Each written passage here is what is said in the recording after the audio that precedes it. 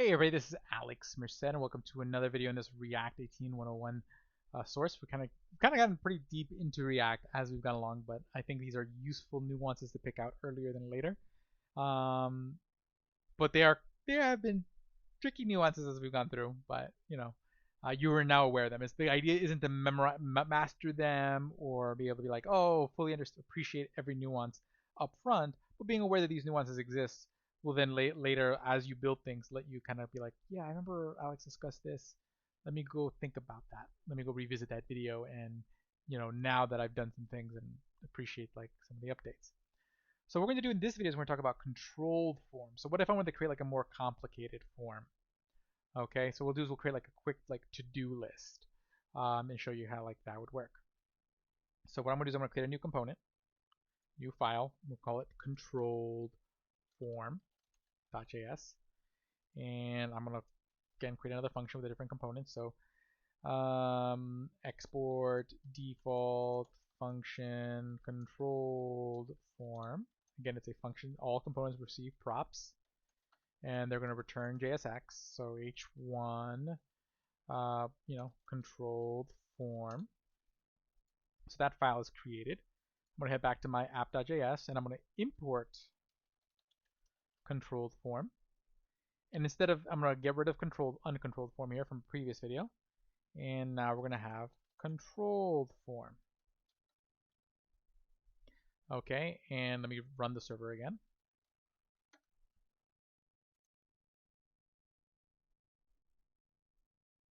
Okay, and you see controlled form.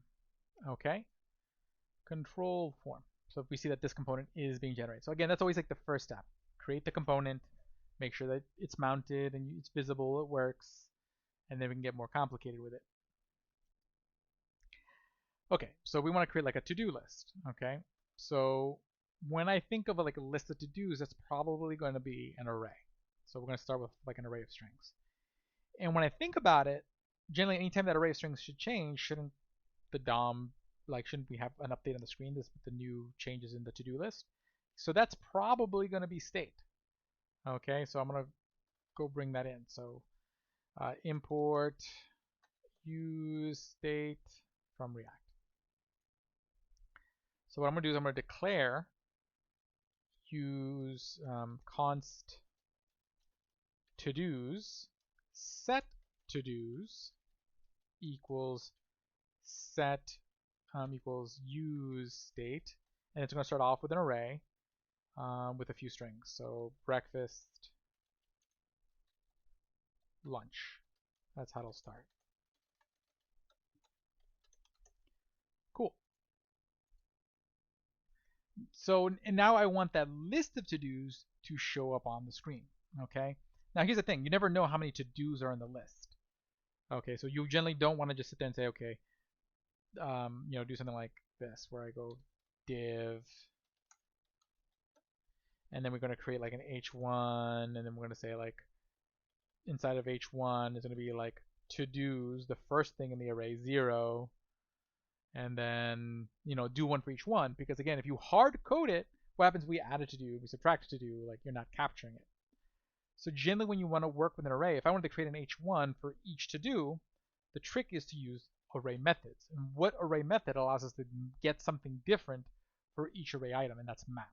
Okay, so we're going to do to-dos.map, and what this does, it allows us to take the thing, so in this case an individual to-do, and return one thing for each to-do, which is going to be, we want to return JSX. So I'm going to say for each to-do, I want to return an h1, and that h1 should have the individual to-do inside of it, because again, I have that to-do variable from here. So now, again, that only exists here, because again, a function's parameters only exist within the body of the function. Okay, and again, if that's news to you, you should go watch my function masterclass videos, revisit some basic JavaScript first. Like you really do want to have like a solid JavaScript foundation going into React. The stronger your JavaScript is, the stronger your React will be. Okay, React leans very heavy on just plain JavaScript patterns. Okay, so in this case, it creates. So I didn't actually make one h1 for each thing. I just use map. map loops over the array, and I'm returning an h1 with that to do for each thing in the array. Now I should be getting an error. So you see here it says like each child on the list should contain a unique key prop. It's a warning, which means it's not an error. So my app still works. My app will work just fine. The reason why you care about a key is that React's always trying to optimize. So what happens is that you may rebuild this array, but the list of items may be in a different order, but they may be the same items. So React needs a way to kind of know, hey, which item, are these items the same as something that existed in the previous run of the array? So that way it knows not to rebuild that piece, or just basically optimize renders. So what it wants a unique detail about that array. Generally, you're dealing with data from like a database, so each thing generally has like a unique ID property or something. So you would use that. In this case, we don't have that. I'm just working with a straight up array as an example. So there's a couple different ways. I could turn these into objects. I'm not going to right now. I'm going to keep it simple. So what I can do is in map, you do have a possible second argument, which is the index. And what I'm going to do is I'm going to say key equals index. Because generally what you want to do is you want to put that key property on the top level, on whatever the top element is. Okay, remember every JSX expression only has one top level element, in this case the H1.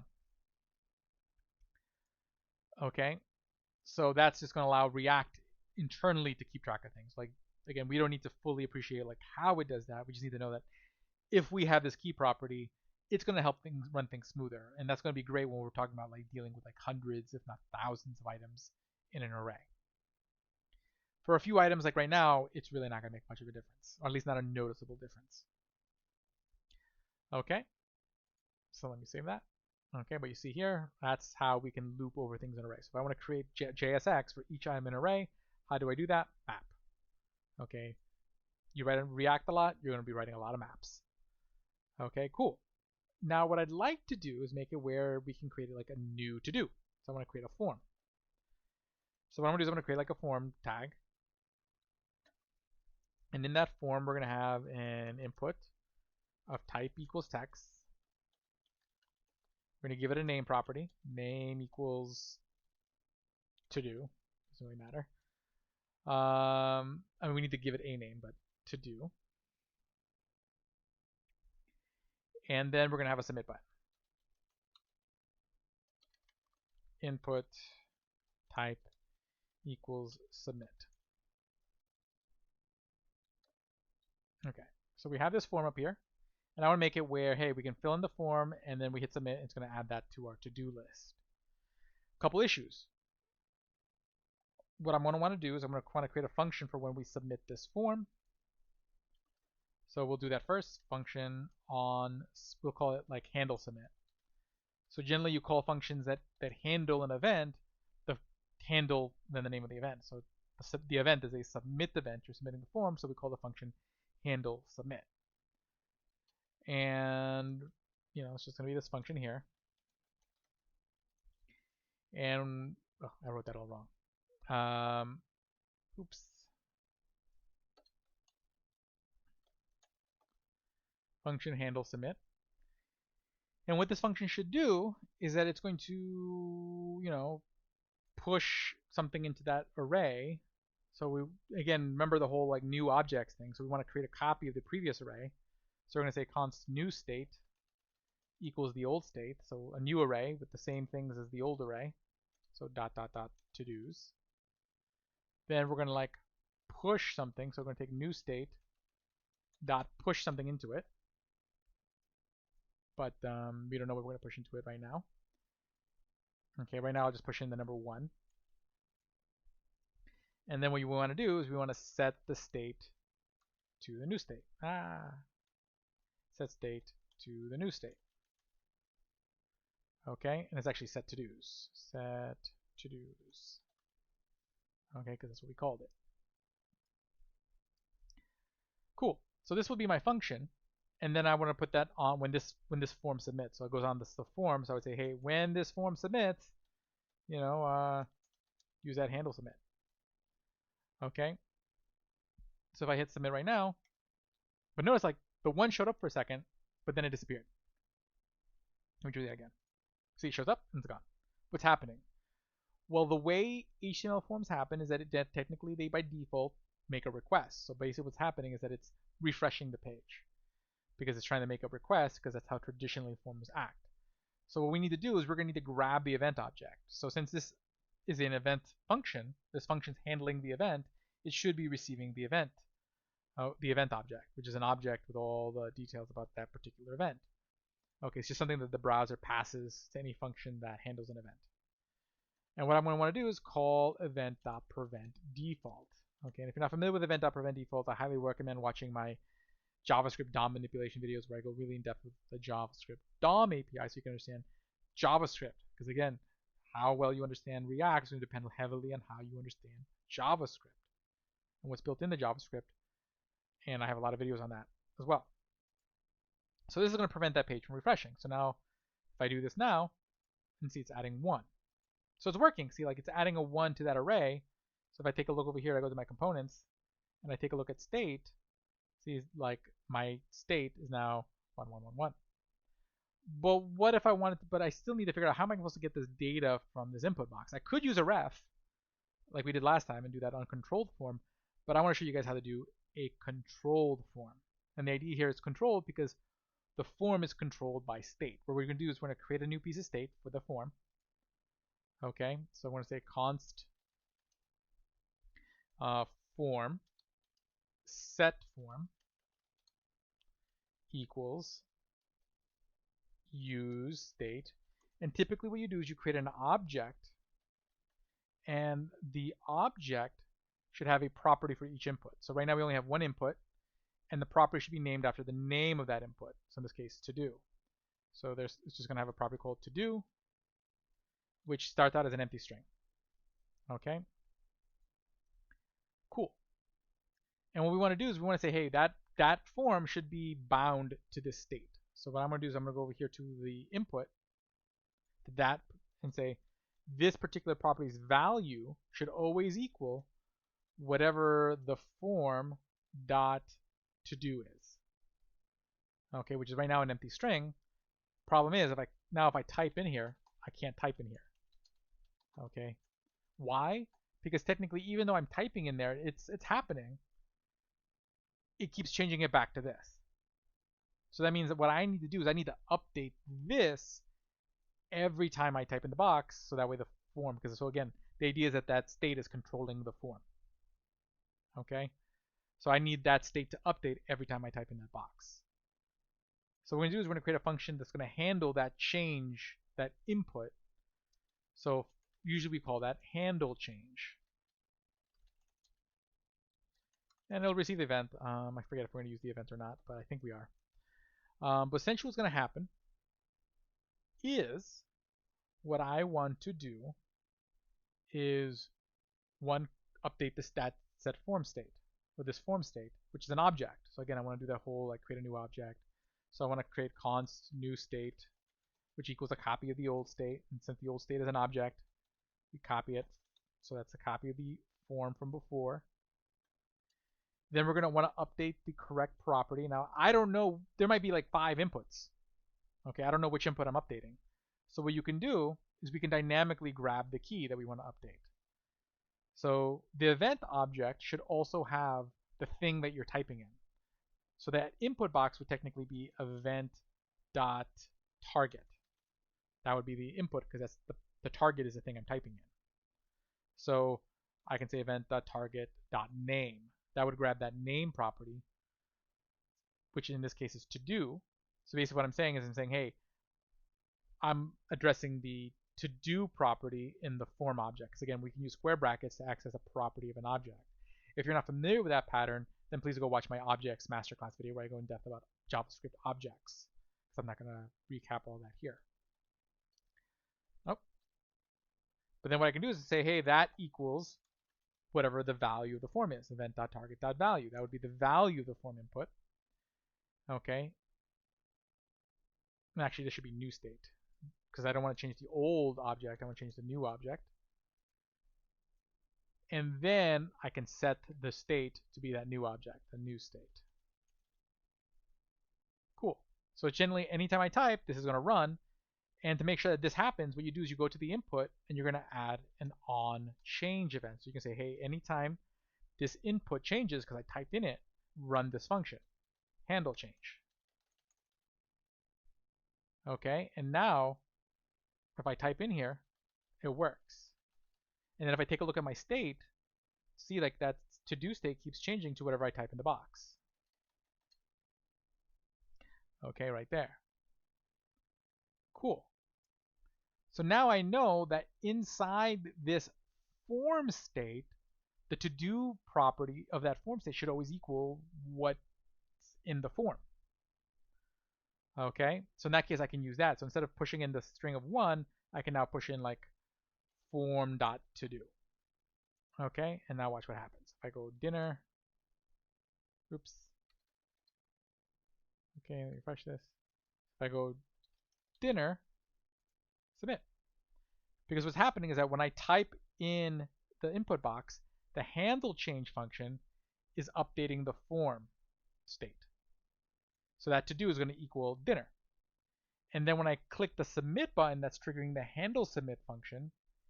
And then that's going to push that new value into the array. And then we update the state. And now the component re-renders with the new version of the array showing the additional items. Okay, so that's essentially how a controlled form works. So essentially there's two steps. There's always like the handle change. This is the function that constantly syncs the state. You know, now what happens if you're dealing with like nested properties? So what happens if you're dealing like, you have an object inside of objects. So basically you're trying to create a form that captures that. There's a couple different approaches to that. I would generally, like one, you could just kind of keep adding inputs and then just rebuild the object with all the values, like basically nest the properties after the fact in your handle submit function. Or what you can do is you can create different handle change functions for different levels of the object. Okay, so you'll create a separate like a handle change 2 and a handle change 3 for the different like levels of the object. So for like this nested object and any forms that handle the nested properties of that nested object, we'll get like a separate handle change function designed for it.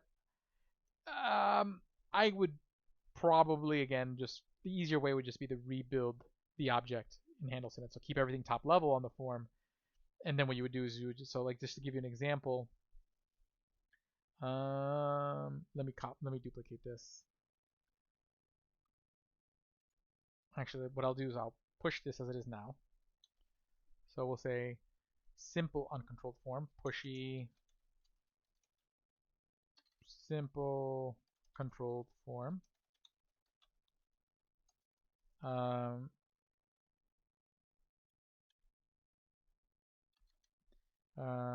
Simple controlled form, origin main.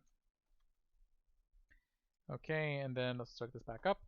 And what we're going to do is we're going to change this, instead of this being like an array of strings, it's going to be an array of objects. Okay, so the first object is going to have a to-do property, which equals, we'll say breakfast. And then it's going to have an other property, which equals another object, which has a property called cheese, which we'll call Gouda. Okay, so that's going to be the shape of each object. So you notice like this object's a little bit more complicated because one of the properties has a nested value. Okay, so just to show you an example of how you would handle this situation. Okay. Cool. And let me just create like a separate one. So let's create like another one of these for lunch. And then this will be Swiss. Okay, so each object is that. So that means I have to update what my map is generating. Okay, so basically I gotta change this to like to-do dot to-do, and then we'll say plus a space plus to-do dot other dot cheese. Okay, so you see there, I'm getting breakfast Gouda, lunch Swiss, wonderful. But this form should also grab a cheese. Okay, so now this gets a little bit more fun. So I'm going to create another input. for the cheese. Okay, and then this one will be called, this property will be called cheese. Okay, now I have to add that to my form here. So I'll go back to my form state and say cheese. Okay. And there we go. So now I'm going to have this form that'll bind to cheese, and this should bind to form.cheese. Okay, so this input is going to handle cheese. Name is cheese. So again, those are two things I really want to change. Okay, and now if I look at my state, so if I open up this and I go to my thing here, so you see the state is just an object, but see there's no nested object. Like cheese is up at the top level, not nested in another object called other. Okay, so if I were to type in like breakfast, or actually let's call this like dinner Munster, it's not, if I were to just, I have to update my handle submit function. Okay, so essentially what I would do is that instead of saying new state, just new state equals, that's the wrong one, handle change here, that's fine, event.target.name. But then what I need to also do, okay, is I need to create a, well, that should be fine. Essentially what I'm going to do here though is instead of pushing, I'm going to push in an object that matches the shape. So we're going to say this new object that I'm pushing in has a to-do property that equals form.todo. And then there's also going to be an object called other, okay, which is going to equal form dot, which should have a property called cheese in it, which equals form.cheese. So you see, even though to do and cheese were in the top level form, what I'm doing is I am recreating the object in the structure that it should be in the handle submit. So this is one approach. So now this should work. See dinner Munster, even though I spelled Munster wrong. Again, if I keep hitting submit, yeah, it's going to work. That's one approach. So again, you're seeing I'm just reconstructing the object in the right shape in the handle submit. Okay, and I think that's probably the easier route so that we only have to write one handle change function. Okay, now what I'm going to do is I'm going to push that. I'm going to show you one more way you could have done this.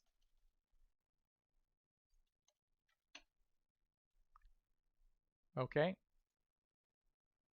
Another way we could do this is that maybe I do want this form to look like the original object. So it'd be like other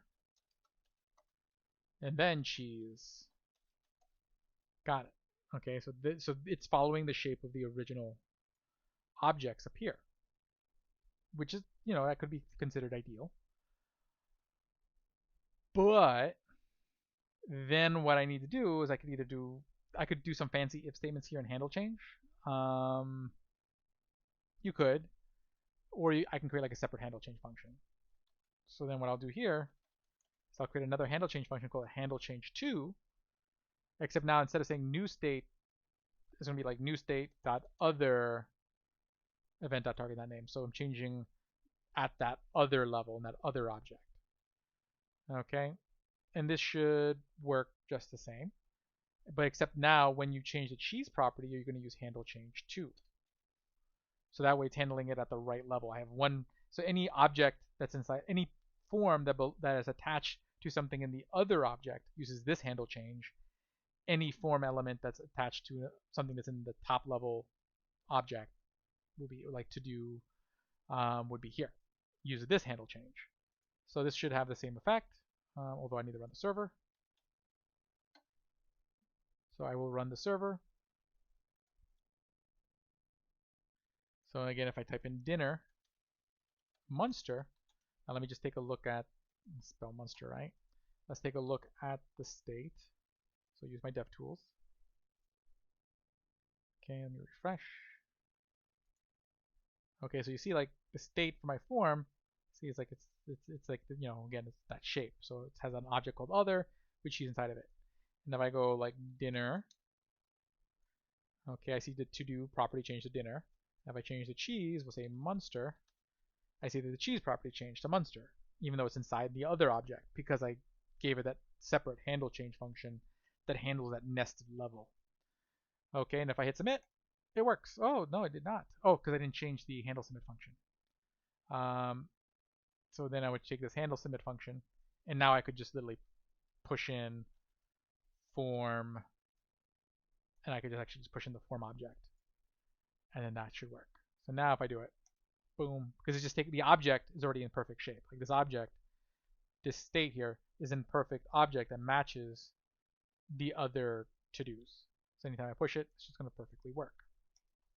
Okay. So again, a lot of like getting really good at this is just really kind of understanding the importance of like the shape of your data at different points. Understanding like, okay, how can I know I need to have my data look like this in the end. What are the different ways for me to get to that endpoint? Okay. Do I have to kind of start out that way, or again, there's different. I got to the same place either way of creating an object that was this shape. The question is, when did I get it into that shape? Did I design my form and the way it relate my handle change functions to kind of just make sure the state already is in that shape, or did I just put them all at the top level in the state and then rebuilt them in my handle submit? Okay. So again, if you can avoid nested properties, if you're doing like hobby apps, that's probably gonna make your life a lot easier. But again, when you're working on apps on the job, you're not gonna be able to control whether there's nested properties or not. This gives you a couple different approaches of how to handle them.